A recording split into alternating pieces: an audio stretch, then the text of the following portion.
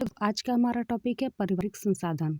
और आज हम जानेंगे कि पारिवारिक संसाधन किसे कहते हैं और इसके अंतर्गत आय, व्यय और बचत को भी विस्तार रूप से देखेंगे।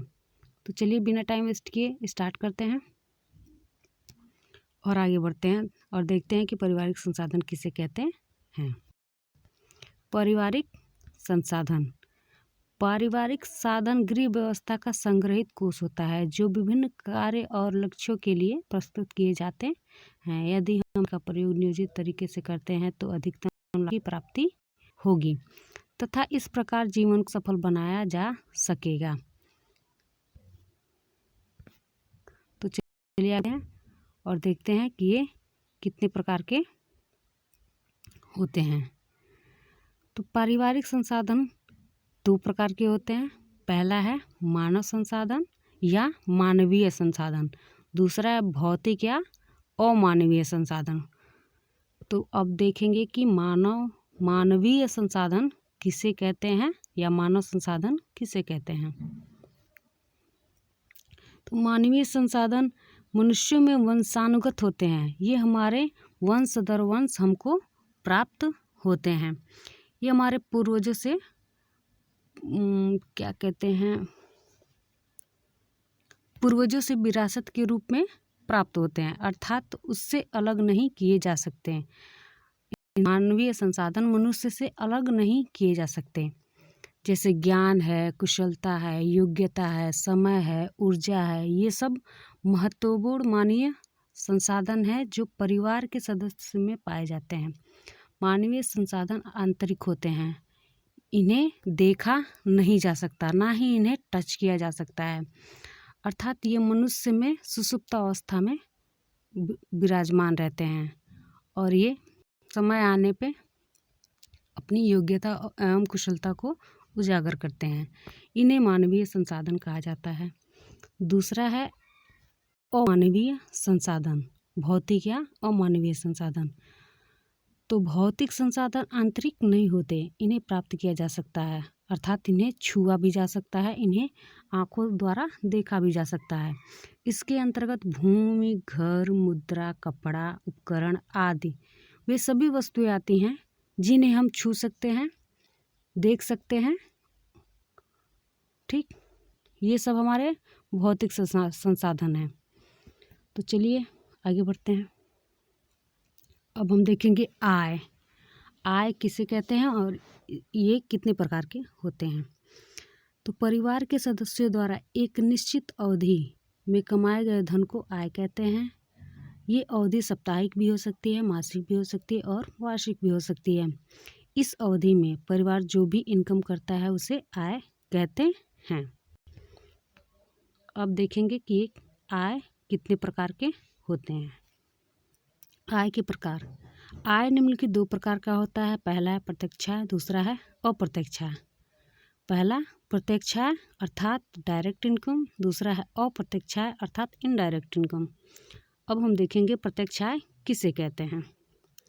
प्रत्यक्ष आय सरल शब्दों में कहा जा सकता है कि मौद्रिक आय को प्रत्यक्ष आय कहा जाता है, अर्थात वह पारिवारिक आय जो परिवार को धन के रूप में प्राप्त होता है प्रत्यक्ष आय कहलाता है। जैसे वेतन है, किराया है, ये सब हमें किसके फॉर्म में मिलता है, ये सब हमें कैश के फॉर्म में मिलता है, अर्थात ये हमें प्रत्यक्ष रूप से मिलता है। तो ये हमारा क्या हुआ, प्रत्यक्ष आय हुआ। तो चलिए आगे बढ़ते हैं और देखते हैं अप्रत्यक्ष आय किसे कहते हैं। अप्रत्यक्ष आय इनडायरेक्ट इनकम वह आय जो परिवार को सुविधाओं के रूप में प्राप्त होता है, जिसे प्राप्त करने के लिए प्रत्यक्ष आय को व्यय करना पड़ता है, उसे अप्रत्यक्ष आय कहते हैं। जैसे मकान है, शिक्षा है, चिकित्सा है, ये सब हमारे अप्रत्यक्ष आय के अंतर्गत आते हैं। इन्हें प्राप्त करने के लिए हमें प्रत्यक्ष आय को व्यय करना पड़ता है। तो चलिए आगे बढ़ते हैं। कुछ अर्थशास्त्रियों ने पारिवारिक आय को अन्य प्रकार से वर्गीकृत किया है, जैसे धन के रूप में आय अर्थात प्रत्यक्ष आय, वेतन, किराया, लाभांश, मुद्रा, ये हमें कैश के फॉर्म में प्राप्त होता है, इसलिए ये हमारा हुआ धन के रूप में आय। दूसरा है वास्तविक आय। वास्तविक आय में वे वस्तुएं एवं सेवाएं आती हैं कुछ अर्थशास्त्रियों ने वास्तविक आय में वे वस्तुएं एवं सेवाएं सम्मिलित किए हैं जिन्हें प्राप्त करने के लिए धन व्यय नहीं करना पड़ता, जैसे पार्क है, पुस्तकालय है, लाइब्रेरी है, सड़कें हैं। ये सब क्या है? वास्तविक आय के अंतर्गत आते हैं। इन्हें प्राप्त करने के लिए हमें किसी भी प्रकार का कोई शुल्क नहीं देना पड़ता। तो चलिए आगे बढ़ते हैं और देखते हैं तीसरा, मनोवैज्ञानिक आय। विभिन्न प्रकार के आय से प्राप्त संतुष्टि को ही मनोवैज्ञानिक आय कहा जाता है, जैसे मानसिक संतुष्टि। अब देखेंगे व्यय किसे कहते हैं। आय का विभिन्न तरीकों से खर्च करना ही व्यय कहलाता है। ये तो आप सभी जानते हैं कि आय किसे कहते हैं और व्यय किसे कहते हैं। अर्थात आय का विभिन्न तरीकों से खर्च करना ही व्यय कहलाता है। व्यय, यह खर्च या व्यय 3 प्रकार के हो सकते हैं। पहला है स्थिर व्यय, दूसरा है अर्ध स्थिर व्यय, तीसरा है अन्य स्थिर व्यय। अब सवाल ये उठता है कि स्थिर व्यय, अर्ध स्थिर व्यय और अन्य व्यय ये क्या होता है और ये किसे कहते हैं। तो चलिए आगे बढ़ते हैं और इनको भी जानने की कोशिश करते हैं। स्थिर व्यय, पहला है स्थिर व्यय। जब निश्चित रूप से कुछ पैसा प्रत्येक माह खर्च होता है तो उसे स्थिर व्यय कहते हैं। जैसे आयकर है, किराया है, ये हमें प्रतिमाह देना पड़ता है। इनके टाइमिंग में हम उतार चढ़ाव नहीं कर सकते। इनका टाइम जो फिक्स होता है उसी टाइम पे हमको देना ही पड़ता है। दूसरा है अर्ध निश्चित व्यय। अर्ध निश्चित व्यय, अर्ध स्थिर व्यय के अंतर्गत वे खर्च आते हैं जिन्हें कम या अधिक किया जा सकता है। यह आपके आय पर निर्भर करते हैं। ठीक है, जैसे भोजन है, कपड़ा है, इन्हें हम घटा बढ़ा सकते हैं अपने हिसाब से। जिसकी आय अधिक होती है वो अपना ज़्यादा खर्च करता है, जिसका आय कम होता है वो कम खर्च करता है। तो ये अर्ध निश्चित व्यय है। जैसे कपड़ा है, भोजन है, इसके व्यय में हम कुछ उतार चढ़ाव कर सकते हैं, घटा बढ़ा सकते हैं, ये निश्चित नहीं होता। अन्य व्यय में कोई निश्चित खर्च नहीं होता। अचानक से कोई ऐसे खर्च हो जाए, जैसे मनोरंजन है, शादी विवाह, रिसेप्शन, ब्रह्मभोज आदि, ये सब अन्य व्यय के अंतर्गत आते हैं। जो अचानक से हो जाएं, ये निश्चित नहीं होते। अब देखेंगे बजट के बारे में। परिवार में आय व्यय की प्रक्रिया अनवरत रूप से चलने वाली प्रक्रिया है, जिसे व्यवस्थित रूप से किसी प्रपत्र पर अंकित कर देना ही बजट कहलाता है। यह निश्चित अवधि के लिए बनाया जाता है। ये अवधि साप्ताहिक, मासिक और वार्षिक हो सकती है। इनमें से 1 माह वाली अवधि आदर्श मानी जाती है, क्योंकि प्रत्येक परिवार में 1 माह का ही बजट बनाया जाता है और उसके हिसाब से परिवार में खर्चे को देखा जाता है। चलिए आगे बढ़ते हैं और देखते हैं ये कितने प्रकार के होते हैं। बजट के प्रकार। पारिवारिक बजट निम्न 3 प्रकार का होता है। पहला है बचत का बजट, दूसरा है घाटे का बजट, तीसरा है संतुलित बजट।